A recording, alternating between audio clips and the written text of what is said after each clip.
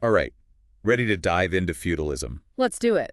I feel like everyone has this image of knights and castles, Right. but there's so much more to it. Oh, yeah, way more. And we're going to try to unpack all of that today, Mm-hmm. using this excerpt from Feudalism, Structure, Economy, and Decline. It's a fascinating look at a system that really shaped Europe for centuries. And it's not just a European thing. Right. You know? Similar systems existed all over the world. Yeah, that's what I find so interesting. Yeah. But we're focusing on Europe. Yeah, Europe between the 9th and 15th centuries, Okay. when feudalism was at its height. So paint a picture for us. Like if we were suddenly transported back to feudal Europe, what would we see? Well, you'd see a society where land was everything. Okay, land. So not just about having the shiniest sword. Nope, land was the source of wealth, power. It's like owning the most valuable real estate today. Exactly. It determined your status, your influence, your entire life. So how did this whole system work? Who was calling the shots? Well, at the very top, you had the king. Okay, the king, like in those medieval movies. Yeah, but remember, even the king wasn't all-powerful. Oh, really? I always thought they were like the ultimate rulers. They were, but they had to rely on this complex web of relationships to maintain their power. Okay, so who else was in this web? Besides the king? Below the king, you had the nobles, dukes, barons, earls, the whole medieval crew. Right, the ones with the fancy titles. Right. What did they actually do? Just hang around the castle all day? Not quite. They were granted land by the king. These were called fiefs. Fief, okay. And in exchange for this land, they swore loyalty to the king and promised to provide soldiers for his army when needed. Okay, so it's like a trade-off. Land for loyalty and military service. Precisely. That was the heart of the feudal contract, this system of reciprocal obligations that held everything together. I guess that makes sense. The king needs an army to protect his kingdom, and the nobles need land to maintain their wealth and power. But what about the people actually working the land, the ones who weren't born into nobility? Ah, yes, the peasants. They were the foundation of the whole system. They worked the land, paid taxes, and owed a portion of their crops to the lord who controlled their land. So their lives were pretty much tied to the land. No chance of moving up the social ladder. It was incredibly rare, almost unheard of.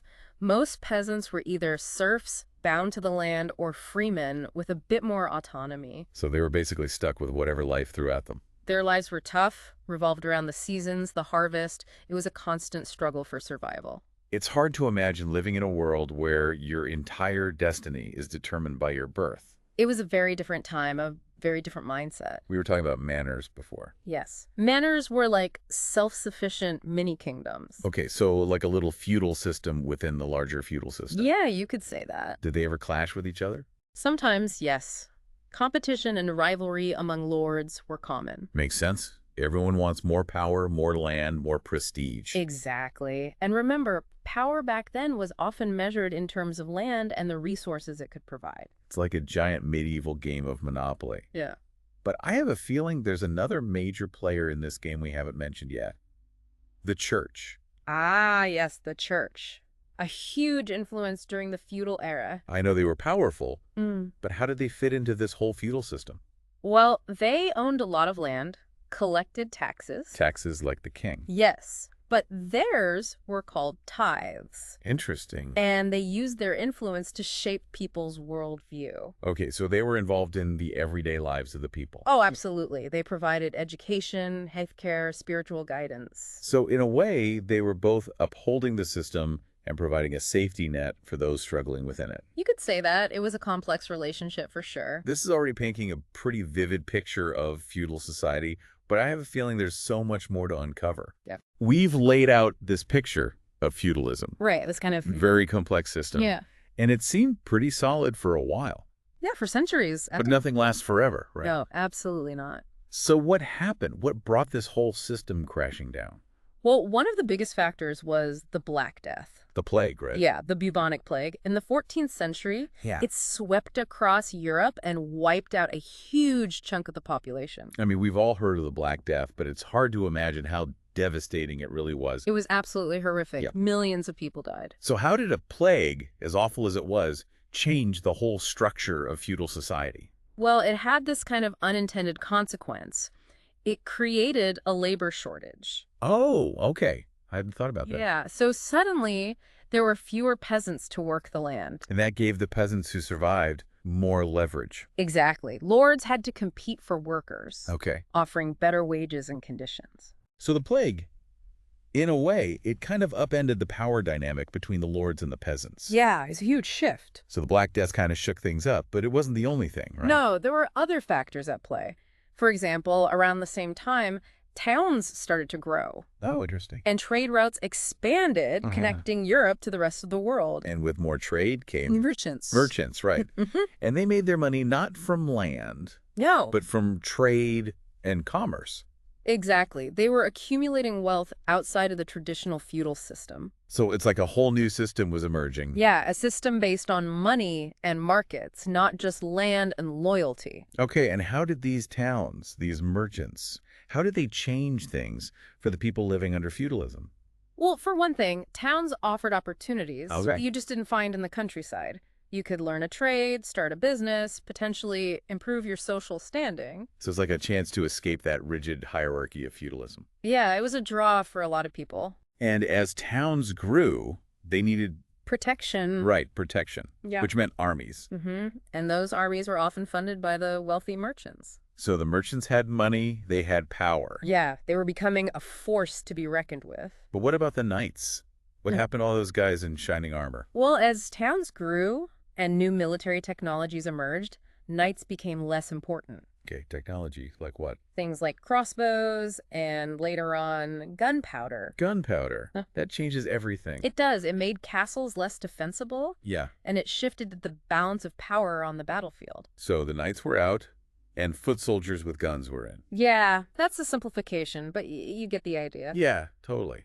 And it wasn't just about technology, right? Weren't there also peasant uprisings? Yes.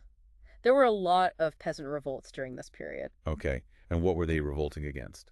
Well, they were unhappy with their living conditions, Yeah. the high taxes, the oppressive feudal obligations. So they weren't just going to sit back and take it anymore. Exactly. They were demanding more rights, more freedoms. And this all ties back to the Black Death, too. Yeah. Right? Because it gave them more bargaining power. You got it. It's all interconnected. So we've got plagues, we've got new economic forces, we've got social unrest, new military technologies. It sounds like feudalism was under attack from all sides. It was. It was a time of massive upheaval and change. And in the middle of all this, there's another big event happening.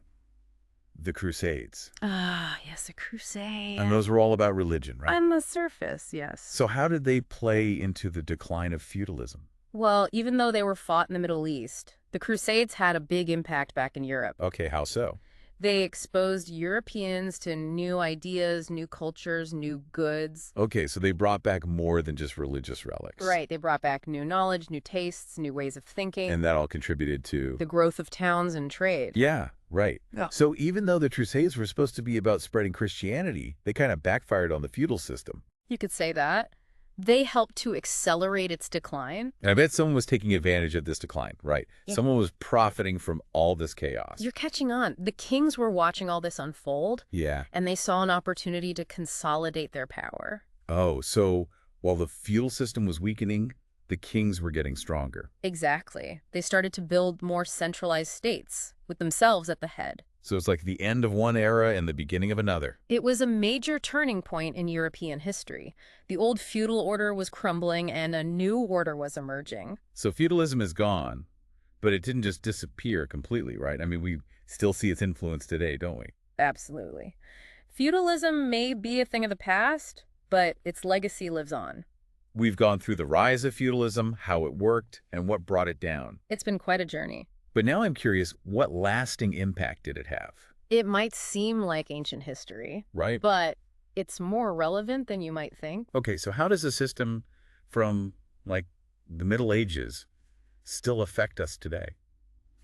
Well, let's start with something we all deal with. Property. Okay, property. We're not talking about knights and fiefs anymore. Not exactly, but the idea that owning land means wealth and power. Yeah, okay. That came straight from feudalism. Yeah, I can see that. It's like the foundation of our whole economic system. Right. And think about it, even today, Mm-hmm. we still place so much importance on owning property. It's true. A house, land, it's like a symbol of success. Exactly. And this idea, it's so deeply ingrained. Yeah. It goes back centuries. So feudalism shaped how we think about property. Absolutely. But what about our laws? Well, many aspects of our legal systems, especially in the West, have roots in feudal practices. Really? Like what? The concept of legal precedent, Okay. where current decisions are based on previous rulings, Yeah, I've heard of that. that has roots in feudalism. Huh. Interesting. Because it relied on tradition and custom. Exactly. It's like building on what came before, just like they did back then. So it's not just about property. No. Feudalism also shaped our legal systems. Yeah, in ways we might not even realize. Now, I got to ask about social class. Feudalism was all about hierarchy, but we like to think we've moved past that. We have in some ways. But the idea of social stratification, of different classes with different levels of power, Yeah, that still exists. it does. Maybe not as rigid as in feudal times, Right. but those divisions are still there. And it makes you wonder if we've really escaped the shadow of feudalism, you A know? valid question. So we still deal with the consequences of feudalism today, We do. even though it ended centuries ago. It's a reminder that systems evolve, Yeah. they change, Mm-hmm. but they also leave their mark. It's like a ripple effect, you know? Mhm. Something happens and the consequences keep spreading out. Exactly.